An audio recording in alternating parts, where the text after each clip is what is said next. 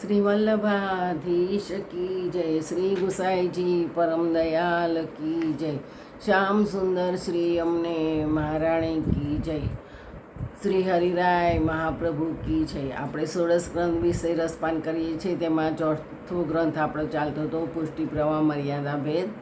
આજે છેલ્લો શ્લોક છે 25મો, અને પછી કાલે સિદ્ધાંત રહસ્ય લઈશું.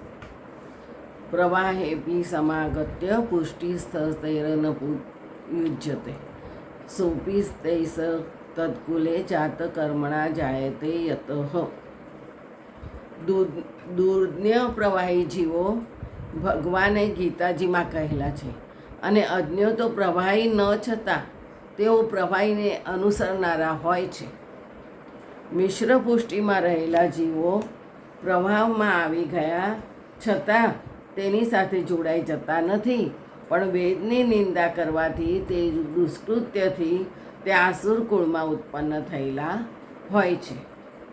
આગળના શ્લોકમાં આસુર જીવોમાં જે લક્ષણ જણાવ્યા તે દુર્જ્ઞ આસુરી જીવના લક્ષણનું વર્ણન કરાયેલું છે. તે સહજ આસુર છે.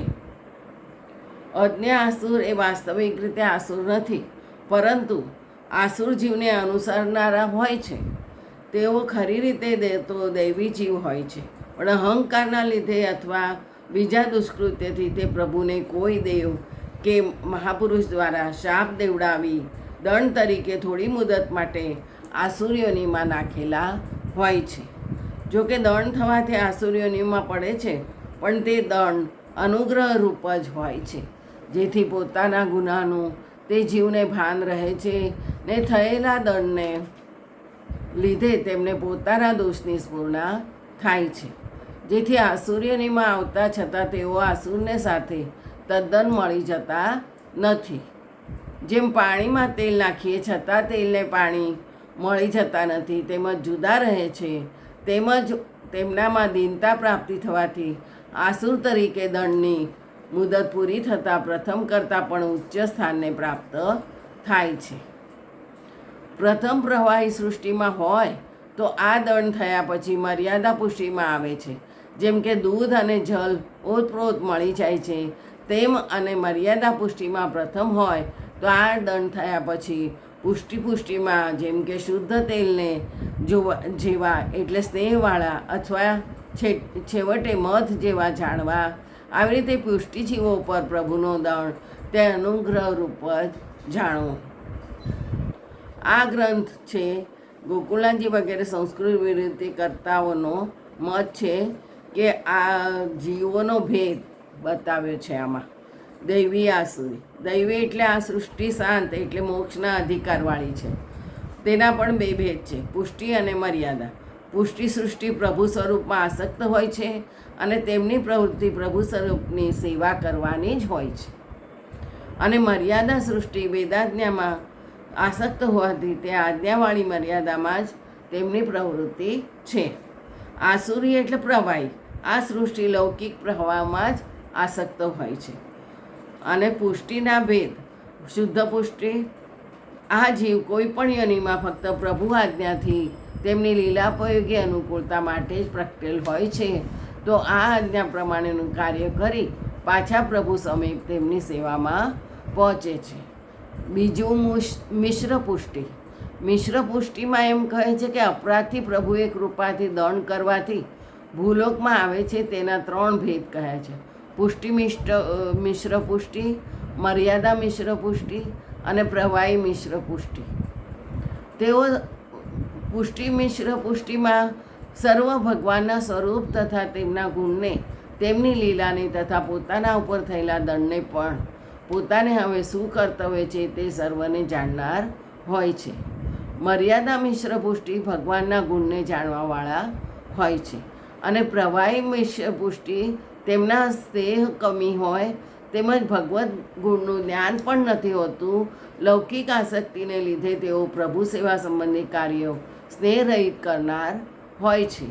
તેઓ આરતીવાળા થતાં સ્નેહ અને ભગવદ્ ગુણગાનમાં ક્રમે આગળ વધી શકે છે.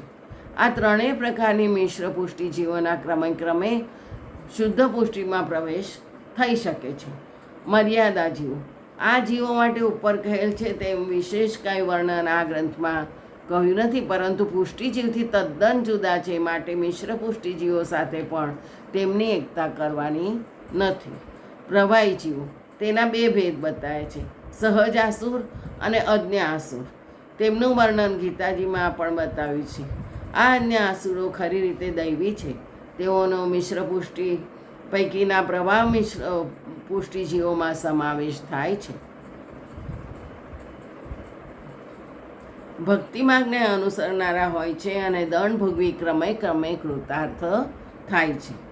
પુષ્ટિ સૃષ્ટિ પ્રભુના શ્રી અંગથી થઈ છે, માટે તેમની ક્રિયા પ્રભુ સ્વરૂપની સેવા અને આસક્તિ પણ તે સ્વરૂપમાં જ હોય છે, જેથી છેવટે ફળ પણ પ્રભુ સ્વરૂપની જ પ્રાપ્તિ અને તેની અવિચ્છિન્ન સેવાનું જ ફળ મળે છે. મિશ્ર પુષ્ટિજીવો પણ ક્રમે ક્રમે છેવટે શ્રી પ્રભુ સ્વરૂપને પામી શકે છે. મર્યાદા સૃષ્ટિ પ્રભુની વાણી દ્વારા થયેલી છે, તેથી વાણીરૂપ વેદમાં જ જીવોને આસક્તિ રહે છે. પ્રભુ સ્વરૂપમાં તેમની આસક્તિ હોતી નથી. ફક્ત વેદમાં શુદ્ધાદેશ જ્ઞાનમાં જ તેઓ આસક્ત હોય છે, માટે તેમને જ મુખ્ય ફળ તરીકે માનતા હોવાથી જ્ઞાનરૂપ વેદક તો તેમને ફળ પ્રભુ આપે છે. પ્રભુના સ્વરૂપની પ્રાપ્તિનું ફળ તેમને મળતું નથી. અને આસુરી સૃષ્ટિ પ્રભુની ઈચ્છાથી આ જગતના પ્રારંભથી અંત સુધી મહાપ્રલય કાળ સુધી લૌકિક સુખ દુઃખમાં જ આસક્ત રહી તેમાં જ ભટક્યા કરે છે. તેઓ સહજ આસુર અહંકારી હોય છે. આ અસુર પૈકી કેટલાક ચર્ચણી જીવો પુષ્ટિ મર્યાદા અને પ્રવાહ માર્ગમાં ફરે છે. તે માર્ગની દીક્ષા લઈ તેમાં કહેલ કર્મ કરે છે, પણ તેઓનું ચિત્ત એકમાં ચોંટતું નથી.